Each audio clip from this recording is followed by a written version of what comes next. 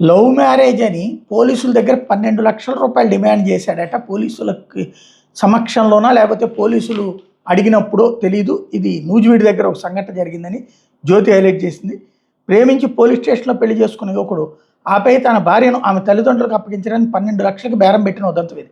ఏలూరు జిల్లా నూజివీడు మండలం గోలపల్లికి చెందిన యువతి కృష్ణా జిల్లా బాపులపాడు మండలం మల్లవల్లికి చెందినటువంటి మధు అనే యువకుడు ప్రేమించుకున్నారు. ఇద్దరూ మేజర్లే. 4 రోజుల క్రితం మధు స్నేహితులు నలుగురు ఆ యువతిని బాపులపాడు మండలం వీరవల్లి పోలీస్ స్టేషన్ తీసుకెళ్లి అక్కడ ప్రేమికులకు వివాహం జరిపించారు. కుమార్తె జాడ తెలియక యువతి తల్లిదండ్రులు ఆందోళన చెందుతున్నారు.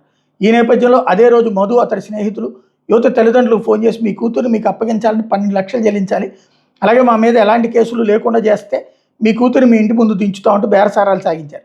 దీంతో ఆమె తల్లిదండ్రులు 6,00,000 చెల్లించడానికి సిద్ధపడ్డారు.